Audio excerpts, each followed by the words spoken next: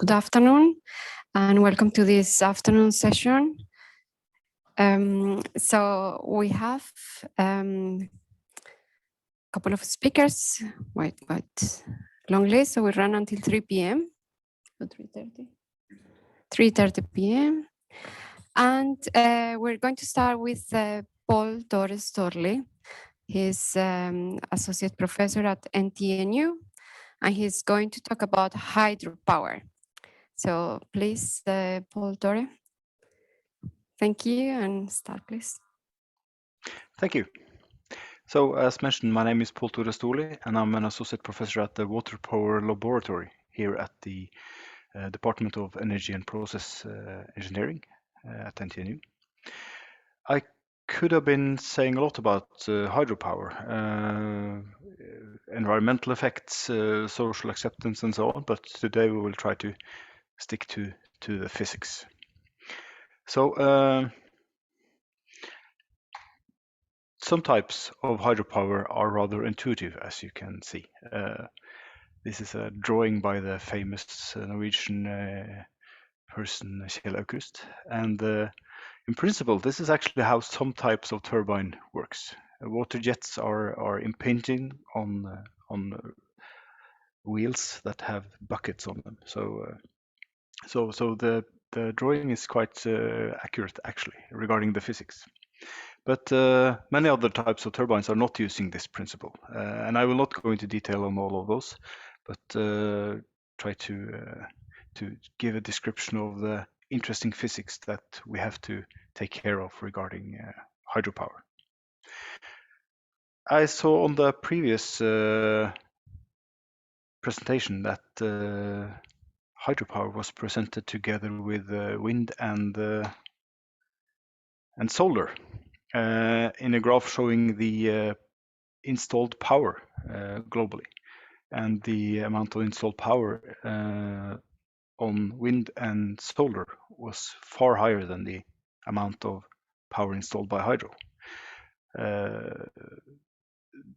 That's why I put in this figure in the last minute, because putting things into context regarding energy production, hydropower is much bigger than the other renewables. So it's by far the biggest renewable energy source when it comes to energy production.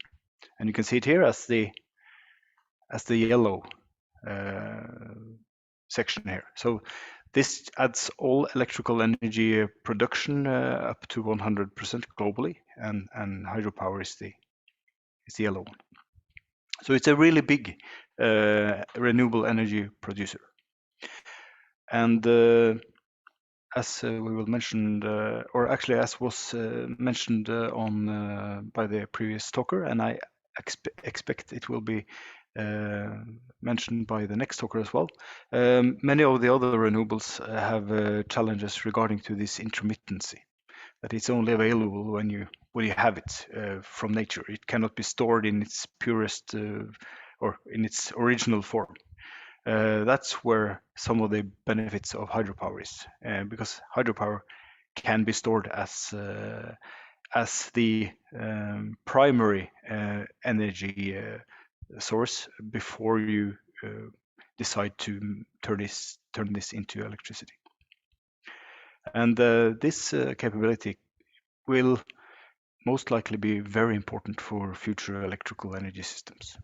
So we think that hydropower will become even much more important in the future, but perhaps operated in a different way. So where does the energy from hydropower come from? Well, basically it's potential energy. So the fuel tank of hydropower is water that is located at some elevation relative to where the water would like to be drained by gravity. So if a volume V, in this case, located in an upper reservoir, if this volume is allowed to move down into a lower reservoir, the energy that we have available is the difference in elevation of the center of gravity that the volume has at these two locations. But energy is, of course, the integration of power. So if we look at the power from a flow of Q going from one location to another location described by the elevation difference h, which we typically refer to as head in the hydropower sector, is the flow multiplied with the density and the gravitational acceleration and this head. And integrating this with respect to time will, of course, then give you the energy. The flow is what is controlled inside the turbine, because the objective is to produce a pre-described amount of power. So following a set of operational plans, the flow going through the turbine is controlled by some valves, basically. So this can range from quite high value in percentage for a power plant. You can actually have much higher power than what the unit is designed for, and you can have much lower power. So this is the regulating capability that makes hydropower so interesting as a renewable energy source. Also, when the water is drained from the upper reservoir to the lower reservoir, the elevation of the water levels change, because the power is governed by the pressure in the system, and the pressure is dictated basically by the difference in the elevation of these two free surfaces of the water. So the head also changes this term, and due to this fact that we are trying to control the power by controlling the flow, and the fact that throughout seasonal changes actually the head changes as well, the operational conditions of hydropower units are changing quite a lot. And there is a lot of interesting and challenging phenomena that are encountered in different regions of this operational range, and we will see some examples of this later. So to conclude on this, hydropower plants rarely experience constant conditions, and increasing the operational range and having a continuous operational range is something that is very important for hydropower. Let's jump to losses, because even if water is going from a high elevation to a lower elevation, and we can easily identify the power that is transformed from potential to other forms of energy in this transformation process, there is friction, because wherever there is relative motion, there is of course friction, and friction is basically energy losses. So if we measure just the head, which is on each side of the machine, we are able to disregard the losses in the tunneling system, and it gives us a better insight into what happens inside the machine. So yet again, we recognize the expression for the power, and the H now is basically the difference in pressure, kinetic, and elevation on each side of the machine. And this is the power that is extracted from the flow. And to be able to say how much power is transferred to something else, then we need to use some concept of losses. And this is typically done by introducing an efficiency. So including the capital, the letter eta is then making it possible to say how much power has been transformed into different domains. So if this efficiency is the hydraulic efficiency, then we are talking about the efficiency from going from the hydraulic domain to the mechanical domain. Then we could include electrical or generator efficiency as well, and keep on adding efficiencies all the way to the socket inside your electrical system in the house, basically. what you see here is not the upper reservoir, because the upper reservoir would be far to the left in this picture. What you see here, that's called a surge shaft, and that is a physical construction within a hydropower plant, which is typically installed to have control over, or to improve the governing and the response of the system. And this is adding dynamics. And let's turn to the dynamics of hydropower. What is the governing equation, basically, for the flow in tunnels and pipes are known as the momentum, linear momentum, and the continuity equation. And if you combine them, you can show that this is equivalent to the one-dimensional wave equation. And the wave equation is including what is known within flow as an elastic effect. And more specifically, we call it the water hammer effect. And it's a traveling wave, which is initiated by the reduction of the flow at some point. And it leads to a pressure pulse propagating through the system. So let's have a look at this.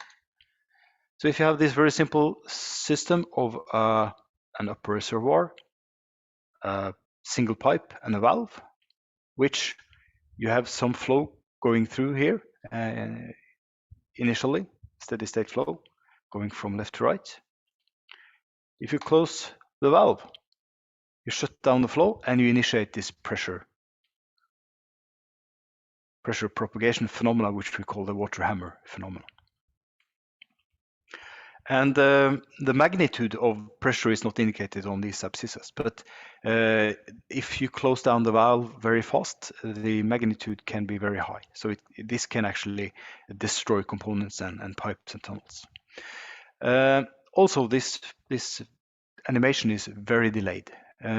This pressure wave is traveling with the pressure propagation speed, or the speed of sound through the pipe. And for a pipe, this is typically close to 4 times the speed of sound in air. So this is like 1200 meters per second. So it goes very fast. And this is the sound you can hear if you shut down the faucet in old houses quite fast. You will hear this knocking sound, this dunk, dunk, dunk, dunk. And this is the phenomena traveling through the piping system, reflecting at bends and junctions and so on.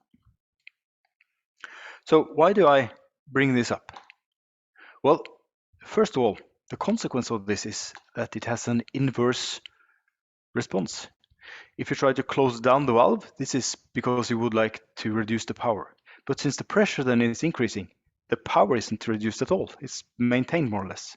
And this is the inverse response. You're not getting what you expect. And a governor would actually then continue to try to close down the valve, and then the pressure would continue to increase, and ultimately you would shut down the unit. So this brings some issues regarding control theory and having regulators managing the power plant. This is in control theory because you have a pole in the right half plane.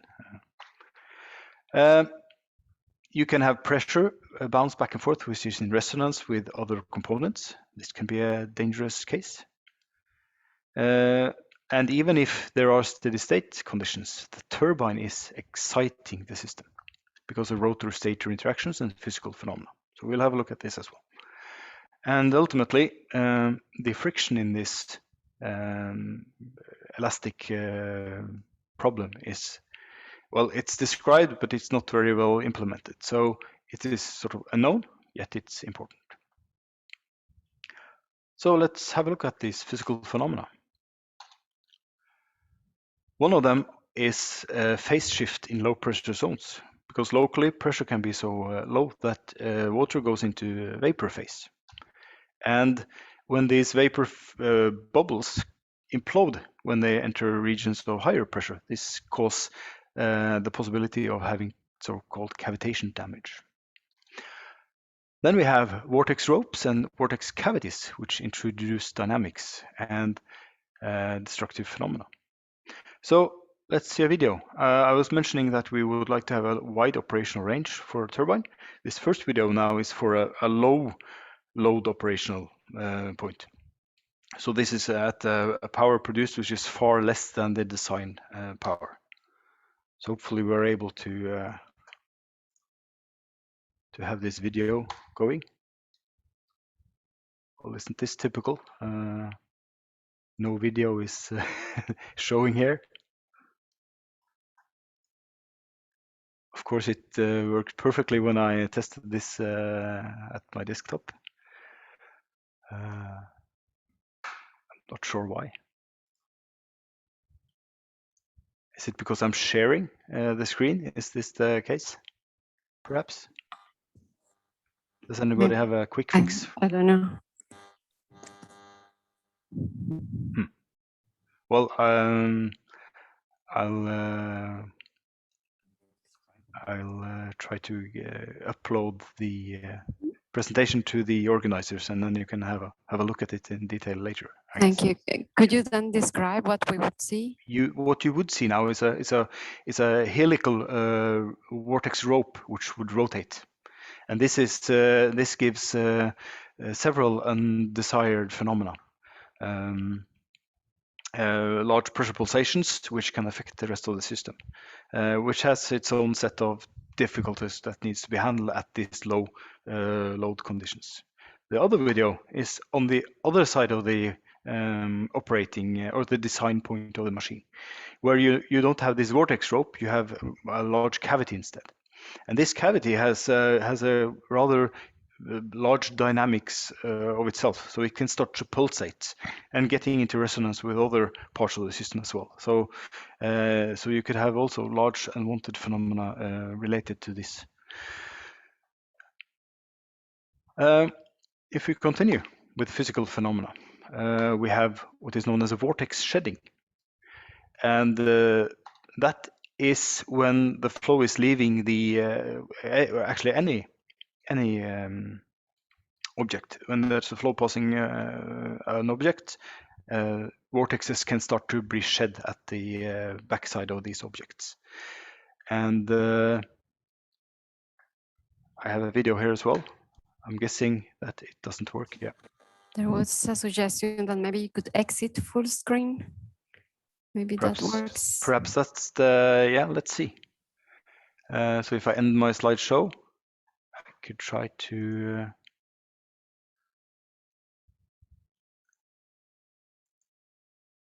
are you seeing this now? Yes, or you can play it. Yeah. Are you seeing this? Yes. Ah, perfect. So there's a life hack to this as well. Great. So here you see the vortex shedding. So these are vortices shedded from upper and lower part of this. I guess it's a cylinder, two-dimensional simulation of a cylinder. And this frequency, of course, these vortexes have a pressure field surrounding them, so they can be they influence the structures. And if you have resonance with the eigenfrequency of a structure, you can have really devastating effects. Let's see if we can have the previous videos as well, so you can see them. Change from 7 degrees guideway angle to 8 degrees. So here is actually going from one guideway opening to another one. So it's slightly opening the machine, allowing more water to flow into it. So by just minuscule changes, you see that the flow regime is changing very dramatically. Oops. So let's see on the this one.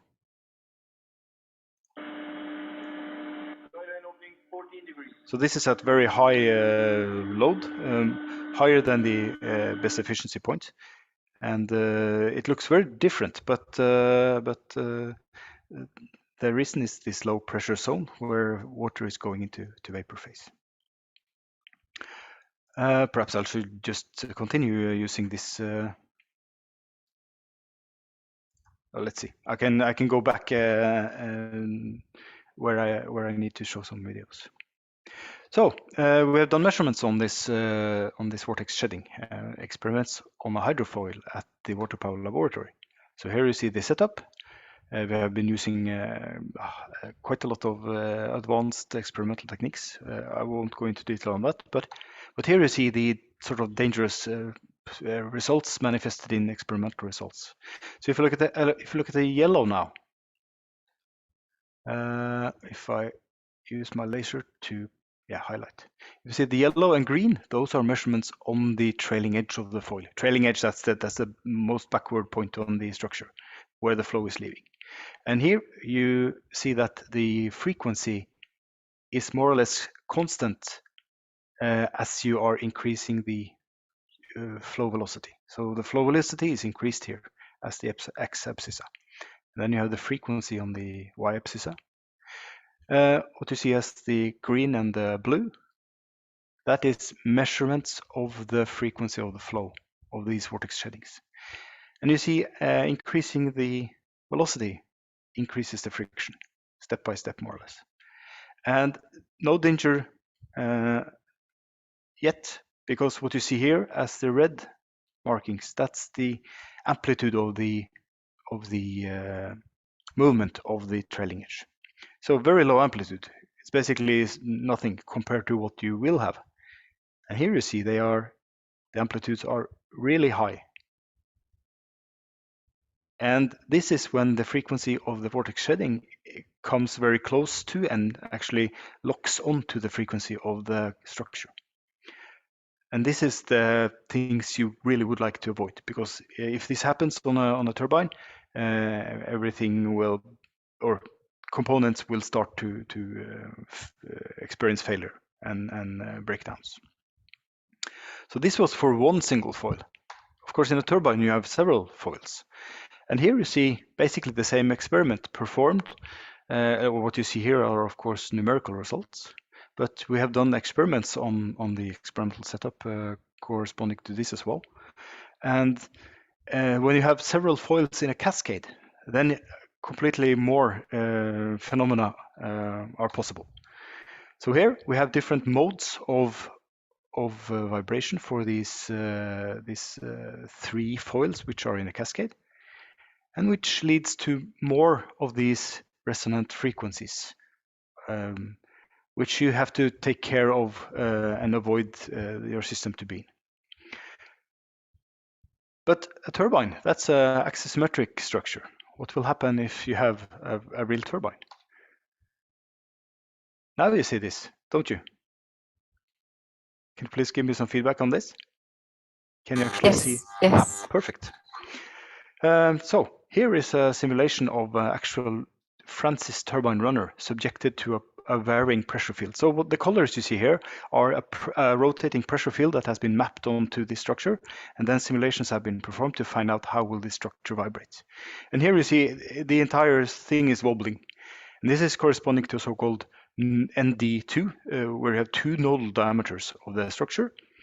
And if you look here, you can sort of see through the structure, and you see the trailing edges of this structure flapping away. There are more modes of operational modes, vibrational modes of this as well.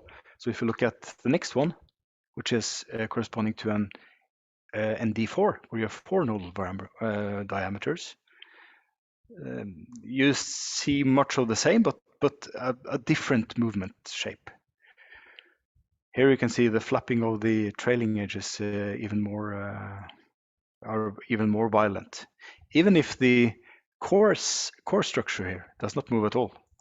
But on the previous animation it did. So there's a lot of things to take into consideration.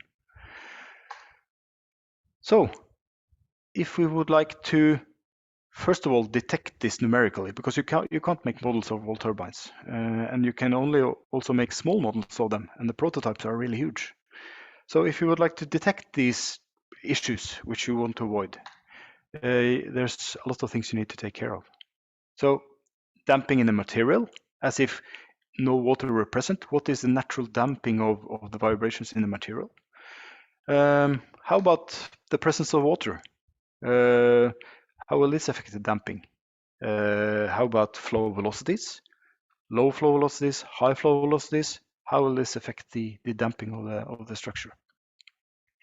And as we saw, resonance, mode shapes, and so on, structures have many modes, and the axisymmetric structures are even more subjected to complex modes. Complex modes being sort of what you saw as the traveling motion of the movement. We have to use tools to investigate this, and are they good enough? How do we know that the numerical setups are sufficiently resolved, etc.? As an example, some of the turbulence models you use when you are modeling the water in computational fluid dynamics are not capable of actually reproducing these vortex shedding phenomena. So, how good are the tools that we use? How can we know that they are trustworthy? Well, we need to validate.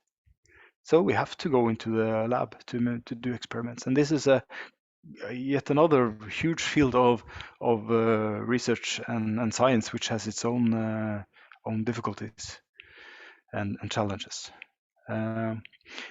What we basically would like to do is, because we have quite an applied focus on hydropower research, we want to be able to describe the lifetime and the possibilities of fatigue on units. So we have to somehow translate all our numerical and experimental results into some prediction on how long will this unit survive the typical operation that we would like to subject it to. So we have to touch upon these issues like strain cycle curves, SN curves. How about material imperfections? Our numerical models are quite homogeneous, whereas real components can have flaws, imperfections, and so on. And how about extreme events? If you have emergency shutdowns, this will hugely impact the unit, sort of at a singular event. But we know that this has an impact on the future lifetime as well. How to quantify it? We're not sure. So, what seems to be the main objective for ongoing research? Well, we would like to increase the flexibility of hydropower production. At the same time, maintaining high efficiency and having units that survive, or at least that we have some good expectations of when we need to do some checks. Because when we that's my cue for using up my time. Okay, just one more slide left. Because what the power companies are dreading the most are breakdowns which lead to a large period of shutdown, or large time where the unit is shut down. Whereas going into the unit and having scheduled maintenance is also very costly for them. So they would like to know in a much more detailed time frame when to go and do inspections. And digitalization and digital twins are like the two major buzzwords within hydropower research these days. And that's because you would like to be able to put a number on the lifetime of units and when to do maintenance. And this is also, of course, adding to the good things about hydropower, because hydropower units not online are not able to mitigate like fluctuations from wind and solar. So we would like to keep them online as long as possible. And it's a multidisciplinary field. So civil engineering has its own challenges. I've mostly been talking about the mechanical engineering field, which is like the turbine unit. Electrical engineering has its own challenges. There's a lot of research going on there as well, similar to what we are doing at the mechanical engineering part of a hydropower plant. And to sum up, there's a lot of issues actually related to the physics. And you might find this strange since hydropower has been around for like more than a century. But still, there are things that we need to resolve for making hydropower an even greater asset to the future electrical energy system of a green future. So thank you for your attention, and that's my presentation. Thank you very much. Questions? Yes, maybe we have time for two very quickly. There's one from Alexander Rothko. Does 3D printing offer new options to build actual models of turbines? Yes. In the projections of what we see emerge as 3D printing, we think this will be one of the key future technologies for being able to make units which are really suitable for flexible and reliable operation. Yeah. But I think currently the printers they're basically so small that you can only do small models in the appropriate materials. But extrapolating into the future, we think that this will be something. It will be a great asset for the hydropower technology. Okay, thank you. Just have a small question. What is a digital twin? Digital twin. That's actually a digital model of a physical component, which you can use to predict what will happen on the physical one in real time, or actually faster than real time. So you can sort of see, if I do this on the real thing, what will happen in the future, and you base this projection on what you see on the digital twin. And it can be used for many different things. And like for whenever a plane is taking off in Europe and landing in United States, there's like before it lands, there's like 8 gigabyte of data being sent down to servers, which are used in sort of digital twin simulations to see if the engines of this airplane needs to go into maintenance or check.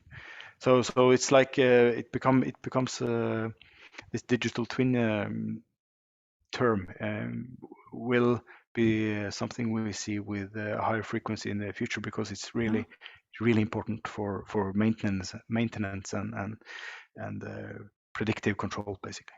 Very good. Okay, thanks. And there's the last question. Bjarne here asks, has the assessments of the lifetime of old hydroelectric plants changed recently? This is a bit strange, because old units, they are not that much subjected to fatigue and these different phenomena that we're looking for. Because in like 50 years ago, they made the structure so solid and rigid and heavy that it basically didn't move that much. But as material costs have like gone through the roof, and as well as cost of labor, the manufacturers are desperately trying to keep the material usage down to a minimum. And this, of course, makes the structure a bit less rigid. So it's more susceptible to starting to vibrate and stuff like this.